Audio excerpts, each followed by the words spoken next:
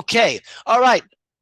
First of all, let's show ourselves here. We are senior marketing students. That means when you're working in a job, you're not going to have your camera off. So I want to see everybody so everybody can say hi to our special speaker, Elena.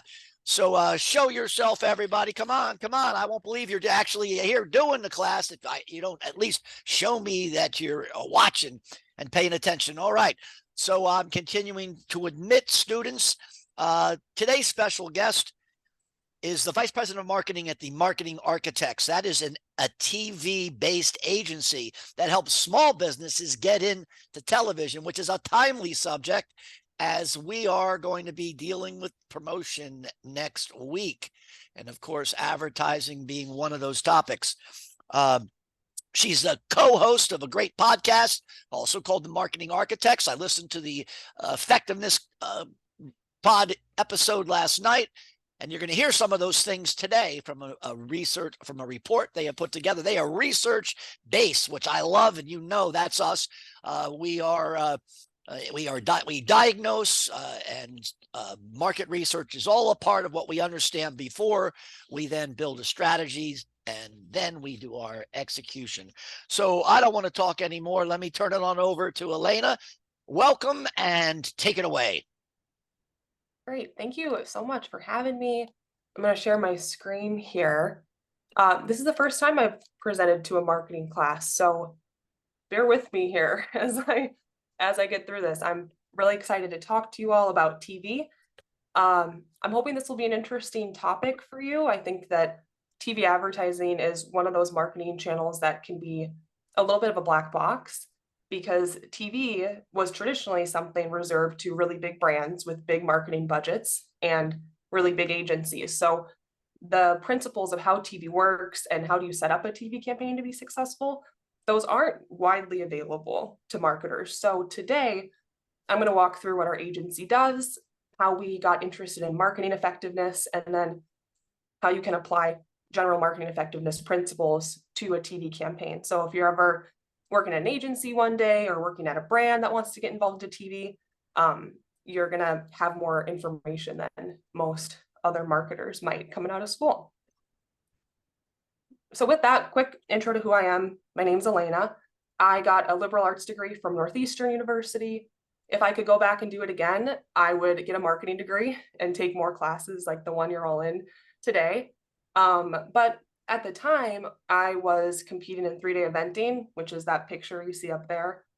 Used to ride horses. I retired from that sport, and then started working at Marketing Architects, which is where I am now.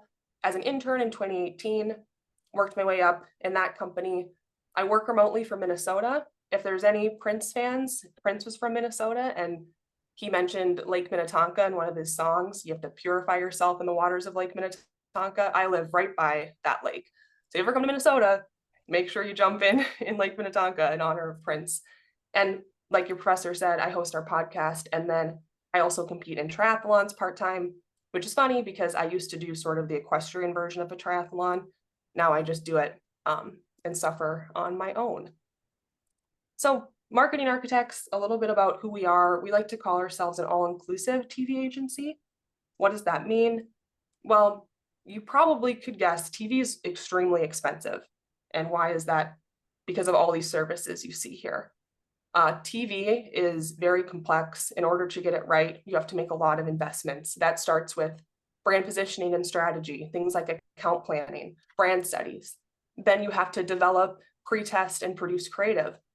I won't tell you who this quarterback is, but our chief creative officer told me the other day there is an active NFL quarterback who charges $1 million per hour that he's on set to film a commercial. So again, that's an extreme example of TV's high cost, but production can go into the millions for marketers. And then you have to measure TV. TV isn't easy to measure. It's not like most digital marketing channels. It has both short-term and long-term impacts, which we're going to get into. So when we started our agency, we decided to start covering these costs for our clients. So all they pay for is media. We don't do that out of our generosity. We do it because their campaigns tend to work better and they stick around and they scale because TV is so hard to get right. We're often in the red with clients when we start, but then over time, we end up having clients longer and TV works better for them. So that's why we have this model. been around for a long time. We work with brands that some are 100 years old, some are just a few years old. They're in all different categories, all different industries.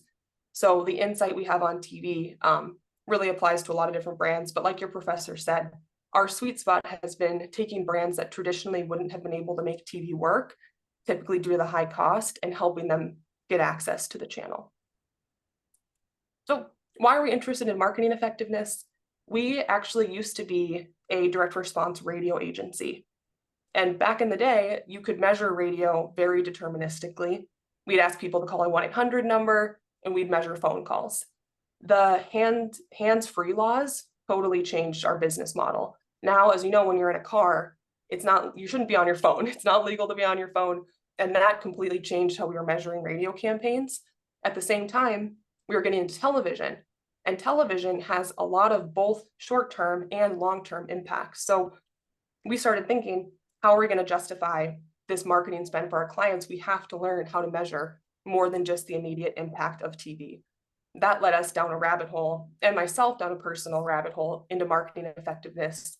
Thought leaders like Byron Sharp, Bennett and Field, companies like the B2B Institute, just learning how do marketers prove the business value of what they're doing beyond that immediate impact. Which led us to a study that we've released this year. We were looking at our clients and what's made them successful, and thought, all right, we have all this data across 25 years of what makes an effective TV advertising campaign. What if we distilled that for our clients? The reason we went about this is we wanted to make it easier to speak the effectiveness language to our clients and educate them on it, because as your professor and I were talking about before this class started, a lot of marketers aren't familiar with marketing effectiveness, and that includes a lot of our clients. So we wanted to come up with a report that they could read and unite the agency on effectiveness principles. So I'm going to lean into these findings. The first one is that you need to lean into reach to drive growth. That shouldn't be a huge surprise to a lot of you. Reach is a huge topic within marketing effectiveness. People like Byron Sharp have really evangelized reach once again. And you wouldn't think reach is super controversial, but it is. And I think the reason it is because a lot of marketers, like all of you, have been brought up on digital advertising. You're used to being able to target exactly who the right customer is at the exact right time. Reach is not comfortable for a lot of marketers anymore, but reach matters. It builds mental availability. It helps people know of your brand. It ensures you don't miss customers. A lot of our clients have much broader customer bases than they think. And when you get sort of addicted to targeting, sometimes you narrow in too much on who your customer might be. And you have more chances to convert potential customers. There's this stat's thrown around a lot. What is it? Only 5% of a B2B audience is in market to buy at any given time. So it's not enough just to capture people at the point of sale. You need people to remember you. So when they are in need of a product or service, they can purchase you. And why is TV great for this principle? Well, TV is arguably the king of brand awareness. You can't target TV like you can digital, so you just end up having more positive spill, we like to call it, to get in front of those potential customers, those influencers, and you can reach massive audiences on TV. One concept I really love is called cultural imprinting. That's basically means when you see a digital ad, you know that you're the only person seeing that ad. It's one-to-one. When you see a brand on TV, when you see a brand in the Super Bowl, you know that everyone else is familiar with that brand, and you're more likely to like that brand, to want to be a part of that brand. And there's not many marketing channels that still have that ability to reach a massive audience and unite them around an event. One example of brands having a broader audience is we actually work with a lot of B2B brands on television, which might surprise you because you're thinking, well, if you're selling to a business, like if you're selling IT services, you want to target that person who's going to buy something from IT. But we found that B2B brands actually do really well on TV because there's typically anywhere from 6 to 10 people involved in a B2B purchase decision. So it's not just your decision maker you want to reach, it's all these people that influence the purchase. So that's just one example. You might think you only need to target one person, but TV ends up giving you access to broader audiences and those potential customers. The second finding is that TV's ROI is principally determined by cost. Again, to be honest, all these findings are a little bit controversial, but this one especially. So television, as I've already mentioned, is extremely expensive. You can just see here the average cost of a 30-second Super Bowl ad, how much it's gone up every single year. A lot of marketers, they love the idea of being on TV. They might want their brand to be on television. They love the fame, they want to create a commercial, but that just breaks down in real life marketing planning. Most marketers don't have the budget to get onto television because it is so expensive. What we've done is we've given our brands a way to get onto TV and reach those same audiences for a fraction of what big advertisers pay. And I'm going to walk through how we do that, but you can see here, this is a study we did looking at all the brands who advertise on TV and how much reach are they able to achieve for media cost. You can see here those top 5 advertisers on TV. These would be brands like Progressive, Geico. We are getting a similar reach level to them at a fraction of the cost. How are we doing that? First, we don't limit our media plans to only the biggest networks. A lot of brands will go onto TV and they want the Super Bowl spot. They only want to be on prime time. It turns out, you probably know this in your own viewing habits, sometimes you watch a game on prime time, other times you're just watching other programming. You can reach the same people by buying a more diverse set of media networks. I would say this also applies to general brand building and marketing. You might think you need to pay for that, Times Square, the most expensive placement, but if you can diversify, you can actually reach the same audience for a lot less. And most advertisers can't afford to just buy a Super Bowl spot every year. We also believe in, I've talked about this a little bit before, not only targeting that one decision maker, that ideal customer. We also plan our media buys to find those potential customers, those influencers. A lot of agencies, they work from targeting and then they go broader. So they start with, how do we reach that exact right person? We like to start broad and then narrow in. So we allow our advertisers to capture people that might be influencing their purchase, someone who doesn't typically purchase from them, and then we narrow in on who's the ideal audience. This is also unique to marketing architects, but obviously technology is really important today.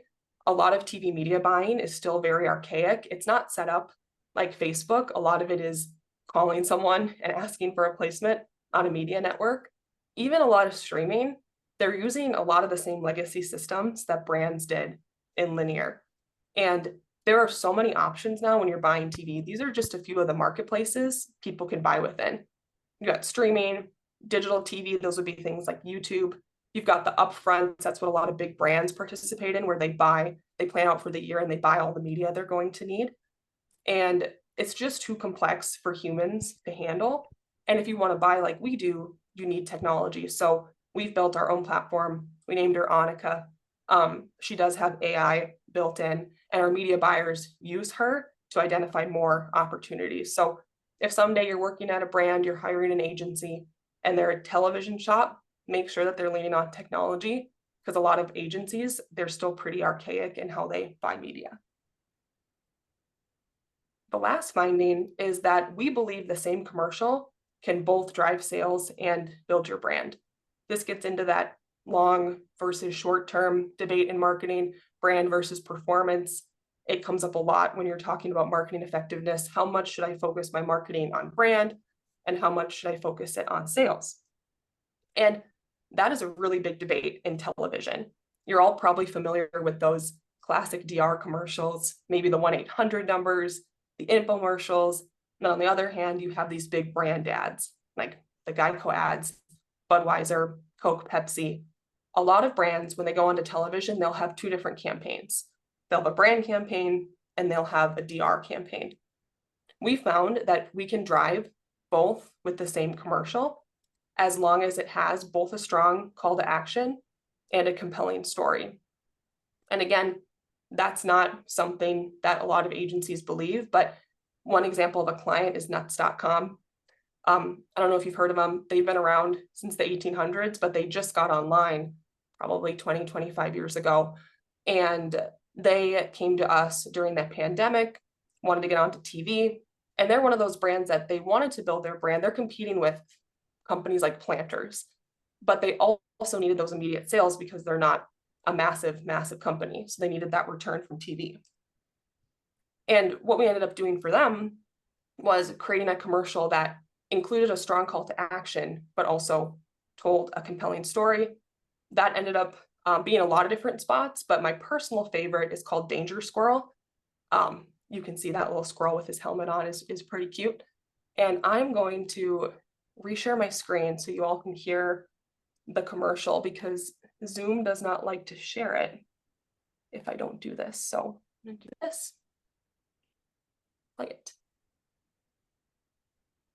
Guys, Nuts.com delivered more fresh snacks to the Johnsons. Delicious cashews, trail mix, dried fruits, sesame sticks. Okay, here's the plan. We leap from the oak tree, shimmy down the electric wires, over the angry bulldog, parachute into the rose bushes, run past the lawnmower, vault into the kitchen, and remember to avoid that cat. Why don't we just order from Nuts.com? But where's the danger in that?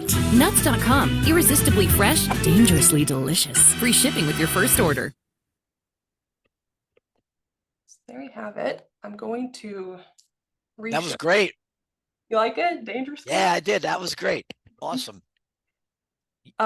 So again, just one example of a brand that went onto TV both to build brand and drive sales. They actually were able to have more impressions than Planters the first year they were on TV, which is pretty great for a brand that's just a tiny fraction of the size of Planters.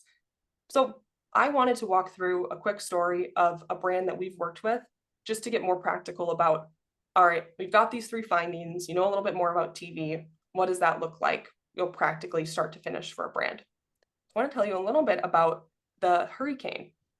Now, you might not be familiar with the name hurrycane, you might know them, but I guarantee you've seen these and you're going to start noticing them from now on. This is actually our agency's product. So about 10, 15 years ago, our founder decided he wanted to get into the products business. And not just any product, he wanted to get into medical devices, which is a very complex, litigious industry. But he had this insight about the walking cane. At the time, there was no clear brand among canes. When you ask consumers, they didn't have a brand in mind. And he thought there was an opportunity to build a product around marketing. And it came from this insight too, that the cane market, it was something almost sad. There was a lot of shame associated with it. And we thought, hey, if we can reinvent the walking cane and make it something that's more exciting and inspiring, have a bunch of cool colors, change the way we build it, could we build the first true brand in this space? And that resulted in the hurrycane. A couple cool things about the cane: it was designed like a human leg. So it's got this pivoting base that's like your ankle, and then it bends like you would bend at the knee. It also is the first cane that's ever stood on its own. There are lots of hurrycane copycats now. So now you'll see most canes are able to stand. The hurrycane was the first original cane that could stand on its own. Fun fact about that, that wasn't part of the original design, but a creative director at our agency walked into our founder's office when he was working on some of the branding for the cane and put the cane on his desk and said, "Can you make it stand?" Founder said, "Well, sure, I guess we could, but why would we do that?" And he said, "Because then it's the cane that stands alone." And it turned out to be a great innovation for the consumer, but it all started from a marketer having an idea. And we've used that tagline throughout the time that we've used the hurrycane. And when we first launched hurrycane, we were so excited about it. We thought we had this revolutionary thing, this amazing branding. It's the first brand in the cane space. And it did fine. We launched it onto television because we were a TV agency and we thought that's the best way we know to launch a new product. And it did fine. It had some sales, but it wasn't living up to the potential we thought it had. That's when we got this opportunity. We heard about a last-minute airing that became free on ESPN during one of its major games. This was not a free move for us. It was more expensive. And the big concern was, we've been targeting seniors. Like, a senior is our core audience for this cane. ESPN, it's not going to have a large makeup of seniors. It's a lot more young people, but we'd have new visibility, access to a different audience. And then we also were able to get this at a significant cost reduction. And it went really, really well. We were so surprised by the reaction, but we learned that actually a lot of the purchasers of these canes were people who cared about somebody who needed a cane. So been a lot of young people, a lot of people with aging parents, grandparents, and it completely blew up the cane. It got us a new level of visibility. It built the brand, and it just took off from there. We did end up becoming the #1 ranking cane in brand recall studies, and we grew this brand so successfully that we were eventually acquired. And I wanted to quickly go through how this relates to what we've been talking about. So this relates to our first finding, that reach drives growth, because obviously we were able to connect with this broad audience that we didn't know was there. If we hadn't done something like TV, we might have just spent years just targeting seniors, and the cane probably never would have become what it has. Second, cost matters. Cost determines ROI. We had this incredible reach, but it was at a very efficient price. If we had to pay full cost for that, it wouldn't have had the same impact. And then finally, we also combined both sales and brand. I'm going to show you creative in a moment. That is another example of that. But the hurrycane, it wasn't just an ordinary cane. There was a story behind it. We made sure all of the ads were exciting. We were trying to build a brand in a space that's been traditionally devoid of brands, but we still always made sure that there was a clear CTA. We were able to measure the immediate impact of a commercial. Like I said, the cane was acquired by a big medical device company called Drive. So we no longer own the cane, but they have stayed on since then as one of our brands that we work with. So if you see them on TV, it's still marketing architects buying the commercials for the hurrycane. And I'm going to show, I'm going to reshare again so that you can watch it, one of our commercials.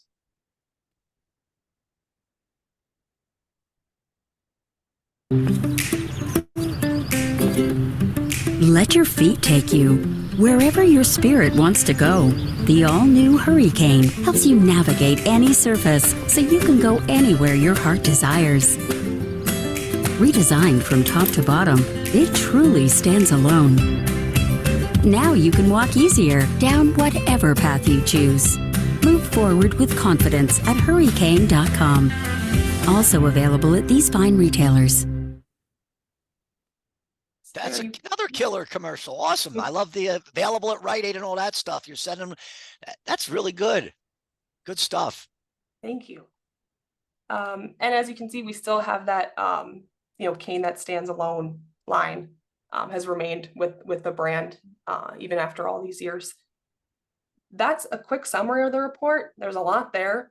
If you want to learn more, you can go to marketingarchitects.com/report. The QR code should also lead you there. If you're interested in reading the whole thing. The full report gets into a lot more detail about specific marketing effectiveness principles. I just couldn't share it all today during the call. And I also wanted you to see Danger Squirrel. So I had to leave out a few things, but if you're interested in the report, you can go there. And then to wrap things up, your professor asked me to talk a little bit about my journey as a marketer and any advice I might have for young marketers. And I thought a lot about this, but if I could recommend one thing, it would be to be a relentless learner. If you want to be in marketing, I really credit my rise within this agency to just learning as much as I can, listening to as many podcasts as I can, reading books, not being afraid to not know something. And I think if you're the type of person that likes to learn, you're going to do well as a marketer. A few recommendations of resources that I really like. Eat Your Greens is a book that I'm a big fan of. There's a lot of great marketing effectiveness books, but this one, it combines a lot of different thought leaders into one book. So I think it can be a good one to start with if you're interested. Work is a media company that I think is a real leader in marketing effectiveness. They have a free daily newsletter you could subscribe to if you like newsletters. And then I'm going to plug our own podcast. We talk a lot about marketing effectiveness. The idea behind the show is there's so much news, so many new things that marketers are distracted with. How can you look at new things through a marketing effectiveness lens? Because a lot of new things that come up in marketing are more hype than really like good marketing ideas. So if you can have someone breaking down, oh, should I be worried about this? Should I be worried about that? How should I think about new channels? There's a lot of people who like to talk in marketing, so it can be hard sometimes to know what exactly should I be following. You guys are a research-based podcast, which I like a whole lot as well. I mean, you share solid industry facts, not speculation. All right, so anybody want to ask any questions of our special guest? First of all, if you'll stop sharing, then we could see everybody's face. Awesome. Now I see a lot of cameras that are shut down. Let's open them up, man. Let's show our speaker the respect. Come on, this close because we're. Anybody got any questions? If you don't want to shout them out, you can put them in the chat, and I will save you the asking the question. Anybody? Here's your chance.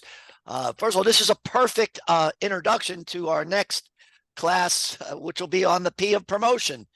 And so that story about again, you could do that, you could do it the old-fashioned way, you know, but that TV commercials, those that were shared, really were powerful. And I'm the demographic, Elena, of that cane. I'm getting my hip replaced in December. That's the right one, and then the left one in the spring. So yep, that cane is a winning product. I'm definitely going to look it up. Who wants to ask a question? Or just take yourself off mute and shout it out. And if you don't want to, if you're too afraid of that, put it in the chat. I got one. I have one for the presenter. Awesome, awesome. My question was with the hurricane. Like when you said people were buying it as gifts and whatnot, was that like your main intention, or did that kind of come to a surprise? Yeah, that's a great question. It was a complete surprise. We really thought that it would just be seniors buying the cane. And we were shocked when we learned that actually a bigger buyer were the kids and people that were concerned about someone who needed the cane. That happened again. We also did a product called a Stuffy, which was a big stuffed animal with a bunch of pockets you could hide stuff in. It had a tagline, how much stuff can you stuff in a Stuffy till your Stuffy is stuffed enough stuff? You might be too young to remember that, but a lot of people complain when I tell them we created that because it gets stuck in everyone's head. We had a similar insight where we were targeting parents and kids. So like going on a lot of kids channels, figuring the parents are watching too. Then we had an airing on a different network and learned that grandparents were a huge target for the Stuffy. And we ended up changing our whole media plan and created a commercial called Dear Grandma. And that became a huge new audience for us too with that product. We saw it happen with nuts.com. They thought that their target was mostly women buying food for their family. Through an airing on ESPN, they found out that men were actually very interested in nuts.com as well. So we see it all the time with our clients. They come to TV, they've never been on such a broad reach marketing channel, and they find out that their audience is actually a lot broader than they might think. And that's great news as a marketer to bring to leadership, that you've got more customers to sell to. So nothing to complain about there. Yeah, I do remember that commercial. You do? Awesome. Yeah, I do. Do you produce these commercials? Your company produces the commercials, writes the ads and all that stuff. You do all that for them. Yeah. All right. We have a student asking, what was the best advice you received from a mentor when you were starting out and going on your marketing journey? That's really a good question. Best piece of advice. Definitely learning was a big piece of advice I got, but I've already talked a little bit about that. I think one that stuck with me is a lot of marketers feel like we're misunderstood, like leadership doesn't understand the impact we have, but it's also on a marketer to defend what you do and to prove your value. So instead of just lamenting, well, they don't get it, and there's all this value here, and complaining about how someone perceives you, it's up to marketers and to all of us to come armed with data and to be accountable in what we're doing and do the work of putting ourselves out there to talk about what we're doing and the impact we're having. Because the reality is, it's not that people don't like marketing, it's that there's a lot of other things going on within a business. So I think that was a good piece of advice that's helped me at this agency too.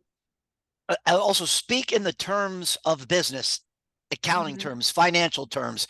Hey, CEO, I got to tell you about our great. No, they don't want to hear about your branding campaign. They're interested in the bottom line. You know, what are you doing to make us better? How are you bringing in more revenue, more customers? Talk in the language of business. They love that. So that'll separate you from marketers that they look at as you know, in the coloring, fill in the coloring department, or marketers that make decisions and they look at as a part of their executive team, which is where you want to be. All right, we're going to say one more question before we all then give the famous thumbs up salute as we exit stage left, as we thank our presenter as we exit. Who wants to get asked the last question? Somebody take yourself off mute, or you can throw it in the chat. This is a very shy, bashful group over here. Let me tell you, I get the same responses when I say, anybody have any questions? So it's tough, but come on, somebody's got to have a question. I'll ask a question. All right. Fire it up.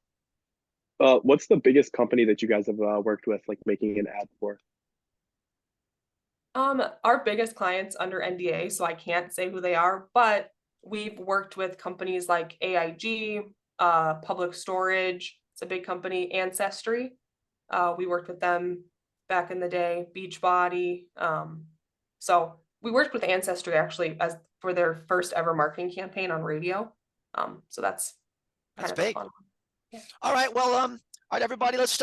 I see still some people with their cameras on. Let's take yourself off. I want to see everybody's face because we're going to do the famous thumbs up. And as we click off, you know, you drop your thank you in the chat box, and I want to hear it out loud. So let's show a thumbs up. Everybody get their thumbs up. Get your thumbs up. I'm going to be taking your picture. Thank you so much for this session, Elena. It was awesome. And remember, marketing architects. So when you are running marketing, you're going to reach out to them and produce commercials and make a difference. All right. Well, that's all we got. Thank you so much.